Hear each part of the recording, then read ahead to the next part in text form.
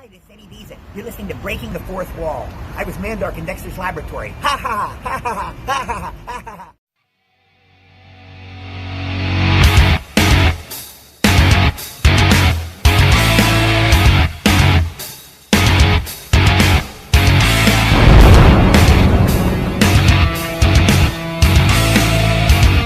You are listening to Breaking the Fourth Wall on Realm of the Mist Entertainment.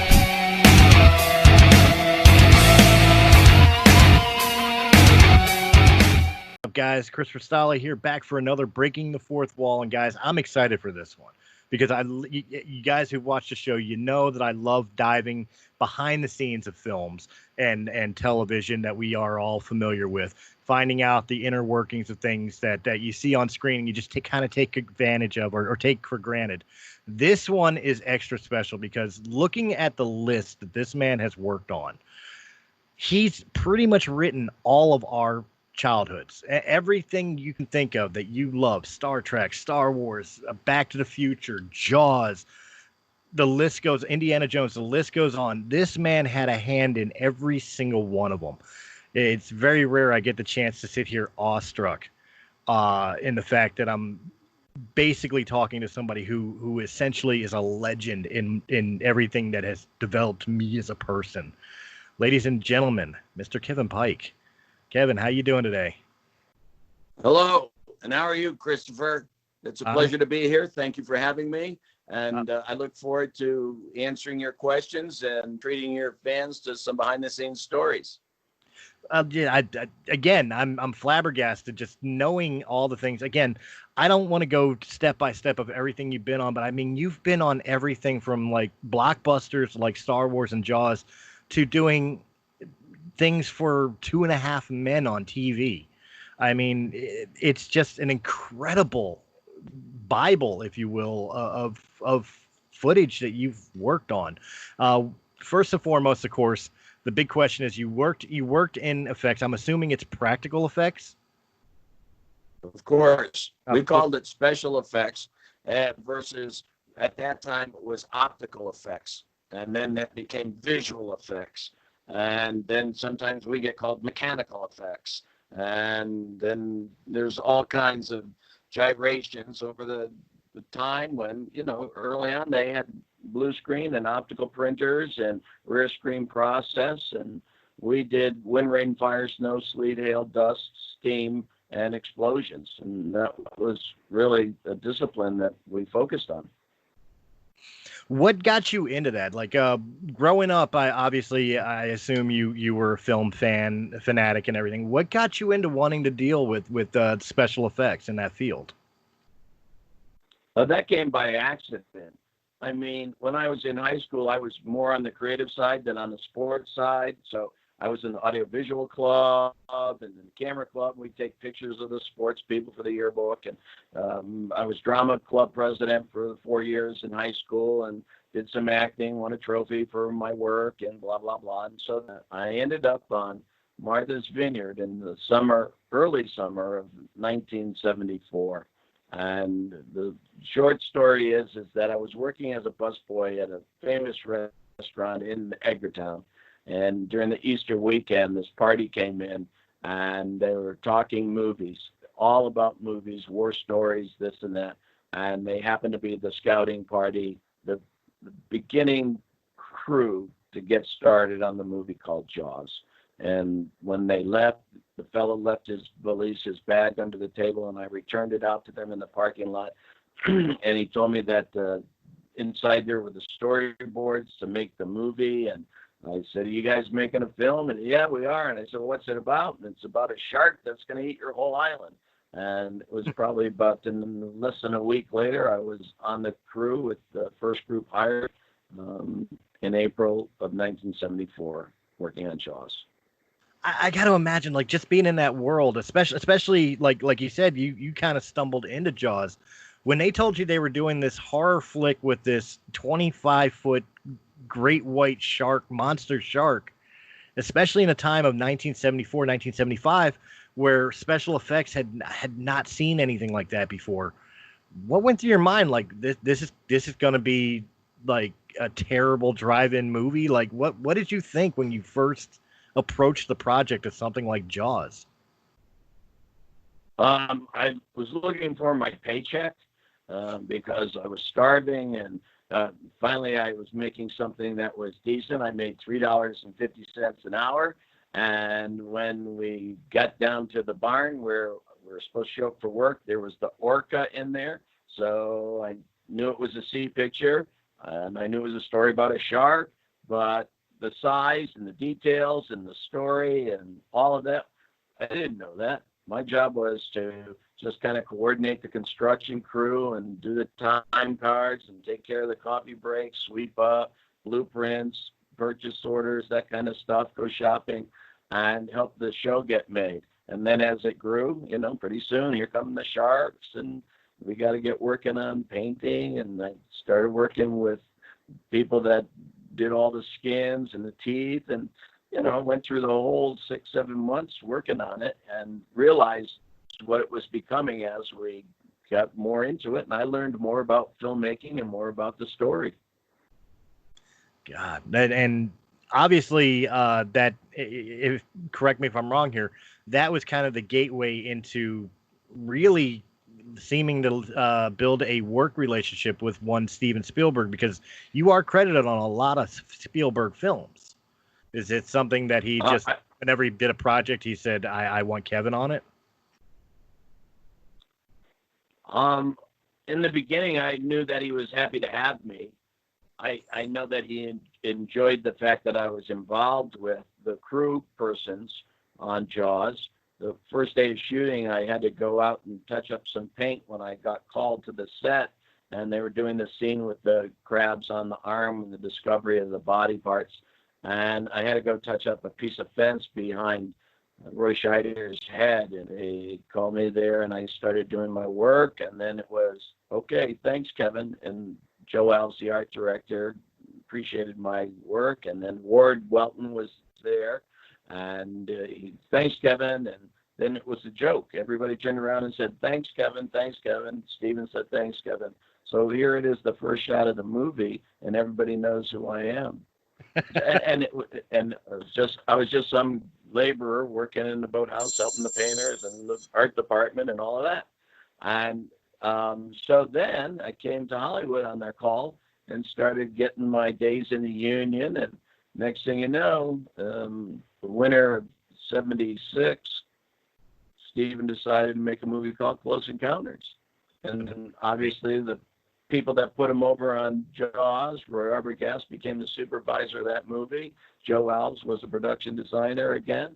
And naturally they asked me to come along, and they had me work on the electronics. And I was involved building the sign that communicates with this spaceship, and a lot of other things that we did on the movies for all the effects on it, and worked the whole show down in Mobile, Alabama for about 6 months. And that too became pretty popular. Yeah, so that's how it went. Now, I'm sorry, go ahead. As a young guy, I mean, you're as you stated, you just started working. Hold on a second. See what I mean about needing to edit. Milk and diapers. Don't forget. Milk and diapers. You're just starting in the field, in the career, and right off the bat, you're on two. There's no other way of putting it. Two blockbuster films that have really become nowadays icons in the film industry. I mean, that's got to say something to you in its own right. After Jaws came out, and we knew how successful it was going to be after we saw our screening at the studio, and it was the first one to go through the ceiling and become a $100 million gross film. We knew we were onto something, and everybody that worked on Jaws had a very lucky career after that, for the most part. I worked on Jaws, and oh, you did? And it just became a door opener, and everything happened better for all the people that worked on that show. When we went on Close Encounters, it's like, oh, you're doing another Spielberg project. Okay, great. And that was an extremely popular film, running neck and neck with Star Wars. George Lucas, his friend, they were kind of combating each other, trying to make the better film. And then you stayed busy getting jobs in different TV shows at the studios, and all of a sudden Joe Alves came through the shop and said, okay, we're starting to do Jaws 2. And he grabbed me and got me right on there again, and working with Bob Matty. And we ended up going to Pensacola, Florida. I was on location for 10.5 months on that show. And there we are again, making another popular movie. So that's how it went. When you broke into the film industry, was it something, the best way I could describe it, like last night I did an interview with a gentleman who works indie films and stuff. He's also a radio personality and a podcaster. But he kind of fell into the profession. It was not something he actively went searching for. Is that basically, if I'm understanding it correctly, it's kind of how it was for you? It's not like you went to college or school specifically in mind to work in film production, correct? This is just something that kind of came about and you learned as you went? Am I correct? I really wanted to go to school and study acting.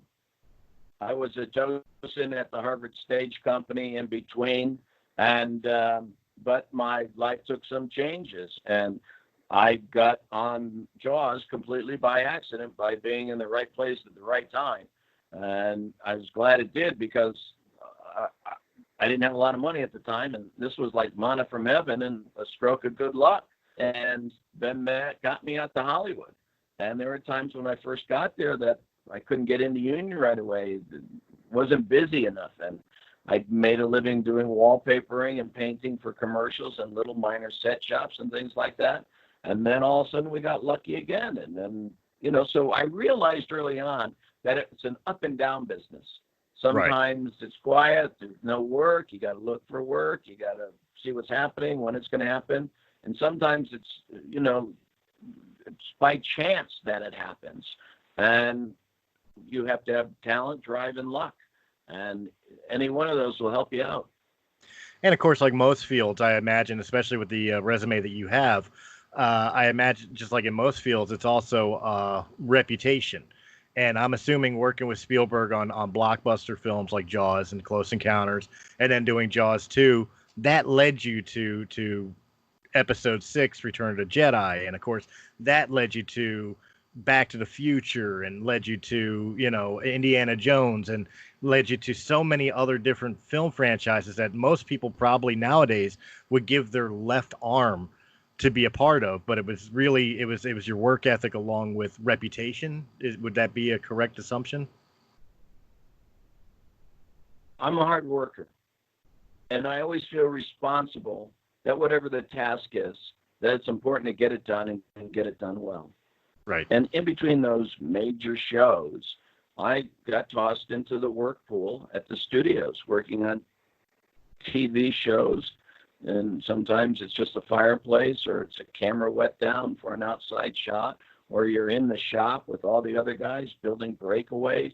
And I adapted well. I learned my craft. I got selected to go on shows to help the veteran special effects foreman, is what we called them back then. And I learned a lot. And at Universal, it was quite busy. And I ended up being known as one of the guys, get Kevin to work with you on this one, and talent, drive, and luck. And I learned my craft well. And they put me on a little show that was a movie of the week with Eve Arden and Heather Thomas. It was a spinoff of a show called BJ and the Bear. And that was my first show I supervised.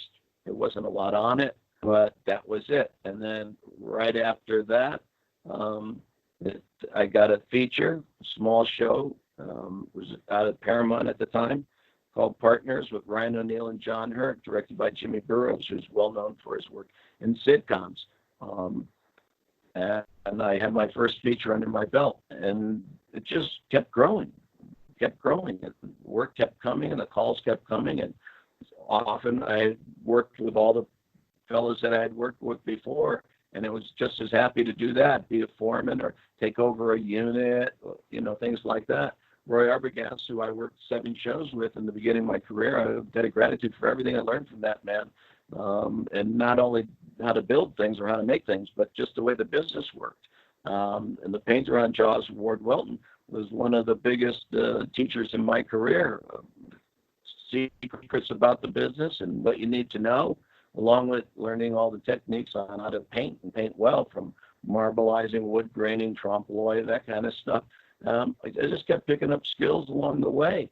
And then we went on Jedi. After that, Roy was doing the American unit, working in concert with Get West from England. And he said, we got another big show, let's go. And we started building the Scout Walker. Here's another big monster we're making. And then down to the desert, and he laid on the mud and built the Sarlacc pit. And then back up to the Redwoods, blown up the Ewoks. Great stuff, a lot of fun, a lot of work. I imagine it was a lot of work, but at that point, especially stepping into Star, I mean, for those that don't know, like yourself, maybe, I am a huge Star Wars fan. I mean, if there's one film on the planet that I love the most, it's the Star Wars franchise. So to me, just hearing that you worked on Episode 6, Return of the Jedi, the 6-year-old in me is squealing like a schoolgirl right now.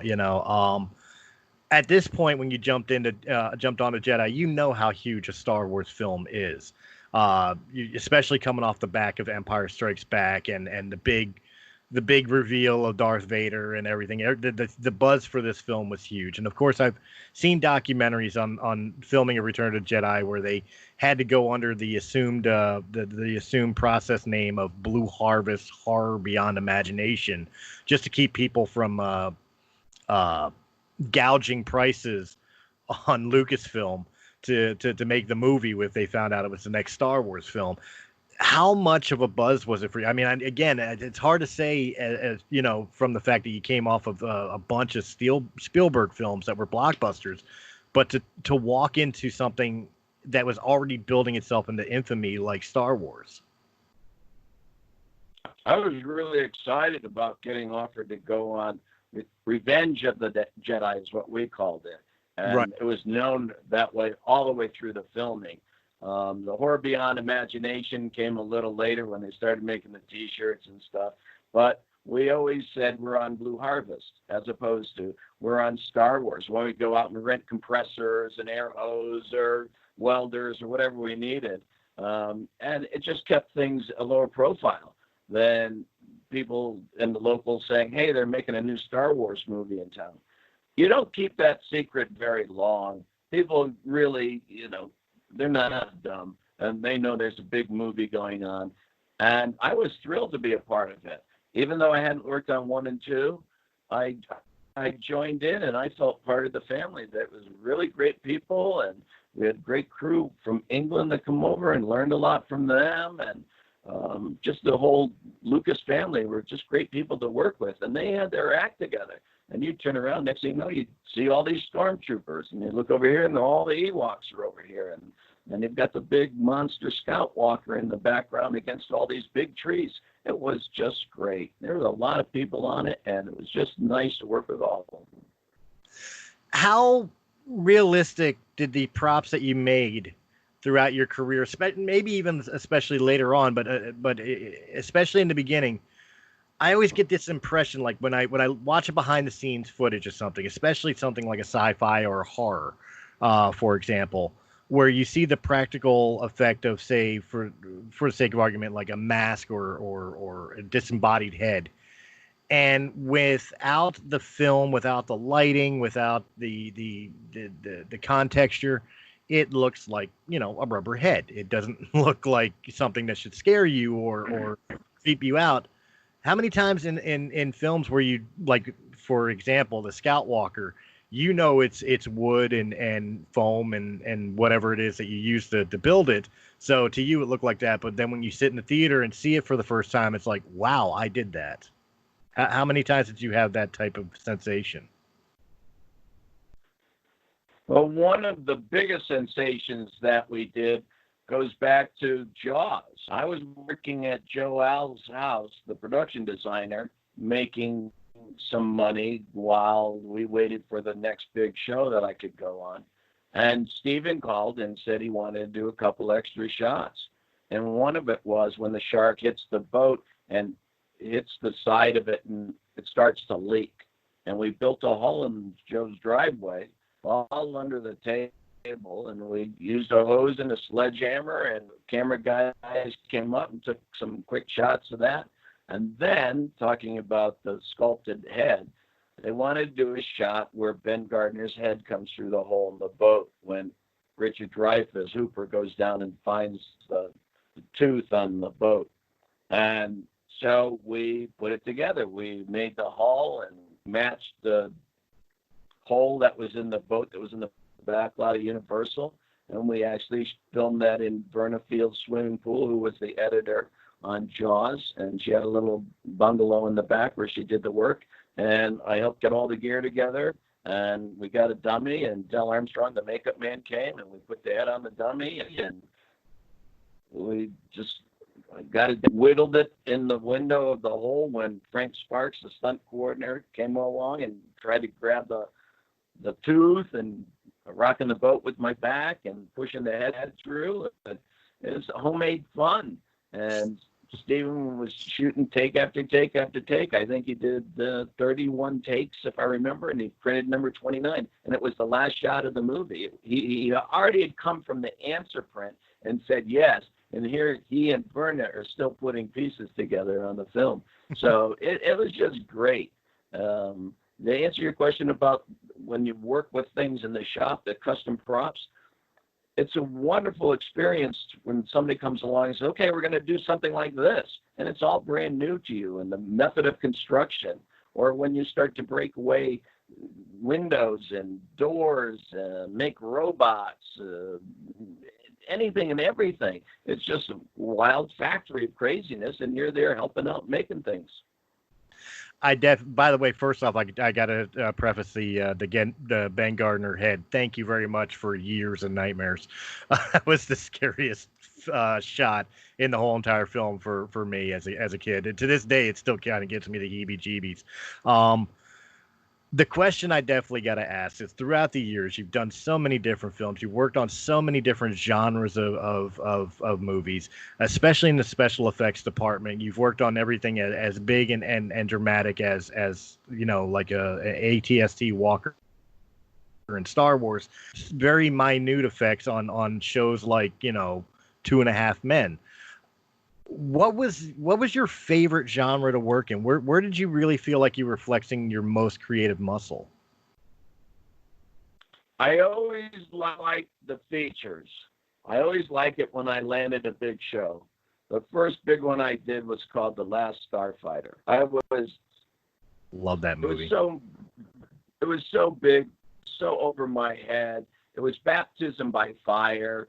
I had to learn how to figure things out as I went along and quickly and get through it. It was kind of experimental when they were going to do all the miniatures with the computer. And it was, nobody knows where we're going with this. And then Gene Winfield built the Star Car. And when that came to the set, everybody wanted it to do something more than was part of his process.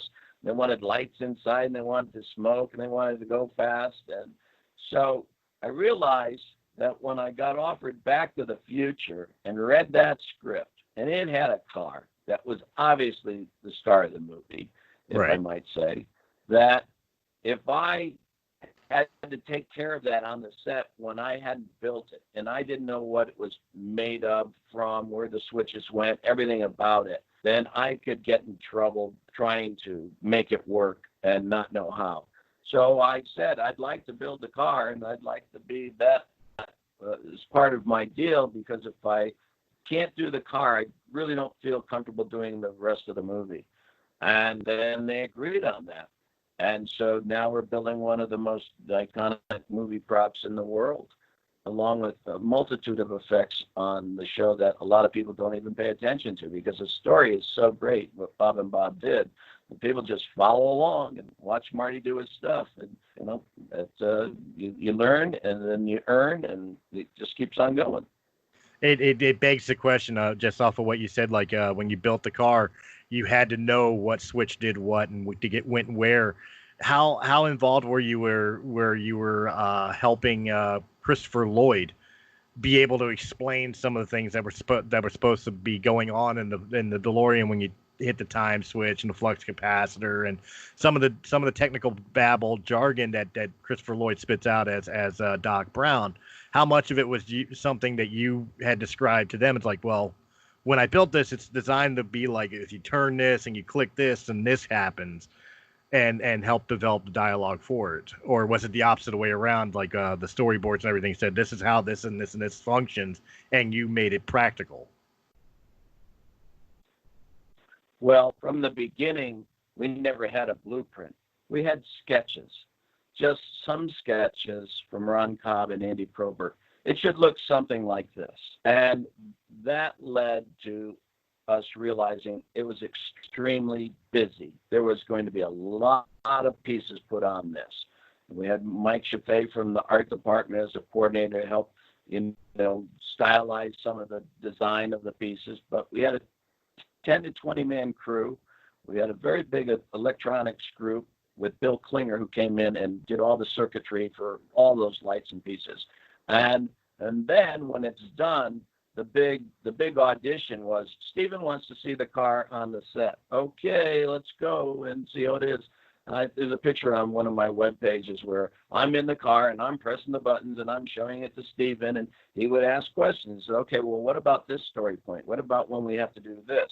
And Bob G were right there following along with my audition, and apparently it passed muster, and we went on to make the movie shortly thereafter. And then Chris is an actor, but he's a consummate professional in everything that we did. And he understood this button's got to be pressed to tell this story to make the car go fast. And, and then when Michael came on board, he was great. He played catch up in a hurry. He said, okay, this one, how about this one?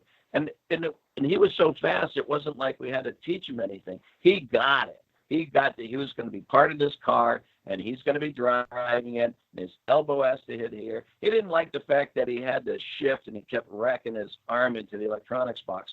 But that was part of the story where he accidentally turns the car on. So both of them were great with all the electronics. They knew that they were part of this little carnival, and they had to know what had to be pressed and pushed. And in the meantime, we had people outside the car running the cables and pressing the lights and turning them on and off and changing the numbers. And it was quite a process. Whose idea was it? I've got to ask, whose idea was it to make the time machine a DeLorean? And was that the original concept for the car to begin with, or was it something that kind of fell together when piecing together the look of the vehicle? When I came on the project, the script had the car in it. They had moved away from the ball of plasma and the refrigerator container and decided that it'd be on the back of a pickup truck and they could take it to a nuclear test area for energy and things like that. But it boiled down to the idea that the time machine had to be a vehicle of some kind so it could travel to help their story. And they wanted to have a car that looked kind of spacey, so when it crashes into the barn, the farmer and family think that it's spacemen from Mars, and have some kind of look of a car that might help that story point. And there was a call for the idea of a Mercedes Gullwing. They cost a lot of money. Or a DeLorean that's kind of nice and stainless and the Gullwing doors. And they're cheap now just because of the way the market was at that moment in time. Right. And as soon as they said, okay, we decide, let's do it with a DeLorean, boom, boom, boom, just like they were not time machines. They were in my shop parking lot the next day, all three of them, because we built three for the first movie. And we just started, okay, let's decipher these sketches and make it shine. Well, now I definitely want to jump forward. I mean, I'm having fun and a blast digging through history here, but I mean, you're still at it to this day, if I'm not mistaken, correct? Film-wise, especially film-wise, I worked for about 36 years. as that being fairly strictly what I did. I stepped away and managed the theme park at Universal Orlando for all the special effects and the pyrotechnics. They did aerials every night. And I went down there and I got involved in the park for a while. Wasn't my calling, not my kind of meat and potatoes. So I came back and I continued to work in Hollywood on different shows. One of the things that I enjoyed very much were the sitcoms. The sitcoms are the instant gratification technique because you have live audience. And so the actors get laughed by their lines right away. And the only other person that really can get a laugh is the effects man. When the girl says, Mom, has Dad fixed the garbage disposal? Yeah, go ahead, honey. 1, 2, 3, and splush. And you know you're going to get the laugh. And I enjoyed that. I enjoyed that theatrical arena. And it was quick pace. The studio comes in, looks over the show. Yes, no, maybe.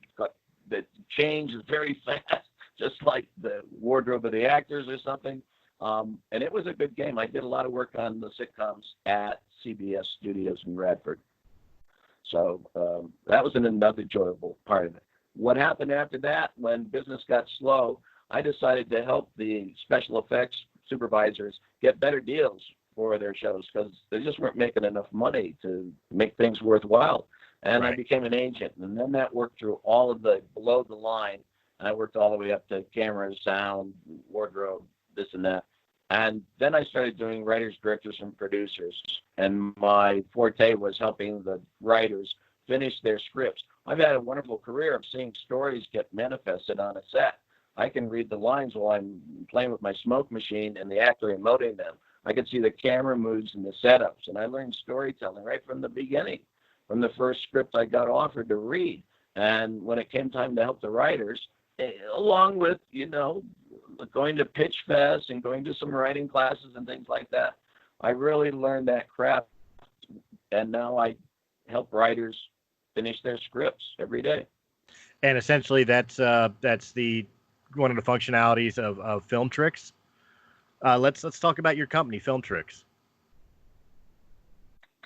I thought that was a good name. It was like movie and magic, and that was the idea in the beginning. And after we got the shop to make the DeLoreans, I got called from all the commercial houses because they're doing car commercials during the late 80s and early 90s. I did a lot of those, and I just kept that name. So when I started the agency, I had that as some history that I could go by and use that to start the company. That's excellent. There's 2 questions left that I can pop into my head here. The first and foremost question, with all the things that you've done throughout the years, looking back on this now, does it seem like it's somebody else's life? Like not just the initial stuff that you've done, but like you were saying with the car commercials, like you do Back to the Future, and then all of a sudden people want you to create the Ford DeLorean, if you will, for a commercial or whatever. Just the longevity of the work that you've done, that it's still culturally, pop culture wise, culturally relevant today. Is how does that feel to know that a lot of what you've done is completely timeless? Well, I can remember when we had finished Back to the Future and came out and was pretty popular. I got called right away to do a commercial with a car that gets lowered out of a cage like it's a big tiger or something that lands on the dock with some workmen. And when it gets free, it takes off, and they wanted the trails of fire to be behind the car. There's all kinds of things that people relied on for different ideas. And I had people come to the shop, and they said, well, could we see the fire trails? We might use that. That was kind of like a popular gag at the time, and they still use it. Once you learn how to work with the producers and the talent and the movie makers, regardless of the medium, whether it's commercials or I did still shoots, the sitcoms, television shows, it didn't matter. As long as I thought that it was going to be a good deal, nice people, I could get some money, and could I build the gag that they're talking about? I took it on. And when we had the shop, I was just so proud of the crew that I had, because we could make anything. It's like, do you have a 6-foot tall Statue of Liberty that's purple? When do you need it? Wednesday. Sure, we got one. And then I'd hang up and let's get the foam in here. Let's get the sculptor. Let's start working it. And boom, bam, boom, bam. And we just had a great time making all kinds of things that would come along. We made a peanut on a refrigerator for a peanut commercial, just endless, multitude of cars, I can say that we did. And done well. And then we directed 5 spots for Mattel right after Back to the Future, and used some of the crew, Dean Cundy and David McGifford, and we continued on working together because we all gelled from Back to the Future. Though the final question I have here is, looking back 45 plus years in a career that as I said, I can't use any other word other than legendary, just for the things that you've done, the effects that you've put together in some of the most memorable films on planet Earth. People who are listening to this podcast right now may have dreams of being effects artists or set designers or the like, maybe not wanting to be in front of the camera, but help make the magic behind the scenes.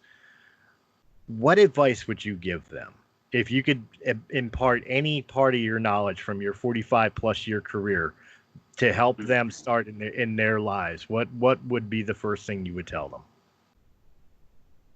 If they were interested in getting into special effects or making movie magic on the screen, I would advise them to go to school and study the visual effects side. Obviously, when the computer generation came along, the whole shift of the movie making changed. Sometimes it was good, sometimes it wasn't so good, sometimes it was done too much. You hear people say, oh, always looks phony or whatever. Well, they've got it down to a science. And if you want to get involved in that, it's a wonderful world to be in. I started this other path, and then a lot of our work went away to the computer. And then they realized, well, it takes 2 to make a movie. And they combined our big special effects with their big movie making. Michael Bay's a big proponent of doing it real. And some of those marriages seem to be some of the best look on the film. So that's what I would suggest. Gravitate towards the visual effects side. And the other thing I'd tell them is to make friends with everybody that you meet that's even remotely associated with showbiz. You don't know who they are, so don't judge them, but just put it out there that you're interested in doing this. You'll never know where the phone call is going to come from. It'd be a guy you met at a party, or he just happened to be eating in a diner, or the Uber driver or something like that. And the next thing you know, oh, and there's a connection and some magic happens. So don't be afraid to put yourself out there for what you really feel you want to do. And you'd be surprised where the leads come from. That's absolutely great advice. Mr. Pike, I cannot thank you enough for coming on to Breaking the Fourth Wall. Before we go, if there's anybody out there on listening right now who may have additional questions or whatever, I would direct them, obviously give you the floor to be able to tell them where they could reach you, but I would direct them to filmtrix.com. That is your website, correct? It's filmtrix at mac.com. I'm on Facebook. You can find me there. I'm very available. I don't hide. If you have questions, send me an email. If you're looking for an autographed picture, send me an email. If you'd like to know about your script and how you can get serious about making it work and making it as a writer, by all means, send me an email, and I'd be happy to answer you. Excellent. And, of course, guys, here at Realm of the Mist Entertainment, I want to thank you very much for hanging out with me on Breaking the Fourth Wall. I hope you enjoyed this episode. If you did in any capacity, hit that thumbs up button, like, share, comment, subscribe, check out all the other great podcasts of Realm of the Mist Entertainment. And if you prefer your podcast in audio only format, just check out Realm of the Mist Entertainment on Anchor.fm, Apple, iTunes, Spotify, Pandora, iHeartRadio, or wherever quality podcasts can be heard. Again, Mr. Pike, this has been an absolute pleasure, and I will probably be pestering you for an autograph. I won't lie. But other than that, Chris, thanks for having me. Thank you for having me. It was great. The questions were fabulous. I hope the fans learned a thing or two that they didn't know. That's always the best part for me, because I love the fact that they're curious. And, you know, it just added up. It was one show and then another show and another show. And it's like you take the step after the step after the step, your journey will be completed sometime. And that's what happened. Just added up. Well, I will definitely extend this one here. I don't think one episode is enough with you, Mr. Pike, because of your career. I would definitely love whenever you have the opportunity to have you back on and continue the conversation. But either way, thank you very much for coming on. And guys, I will catch you on the next Breaking the Fourth Wall. Have a good night, guys. Thanks, Chris. Thanks, Chris. Hey guys, it's Chris from Realm of the Mist Entertainment. If you enjoyed this video, please hit that thumbs up button. Like, share, comment, subscribe. Check out all the other great podcasts that can be found on Realm of the Mist Entertainment's YouTube channel or our sister channel, Sounds Dicey Gaming, for all your tabletop needs. And if you prefer your podcast in audio-only format, check out Realm of the Mist Entertainment on Anchor.fm, Apple iTunes, Spotify, Pandora, or wherever quality podcasts can be heard. To our Patreon supporters, we thank you very, very much. And if you're interested in being a Patreon supporter, please go over to patreon.com/Realm of the Mist.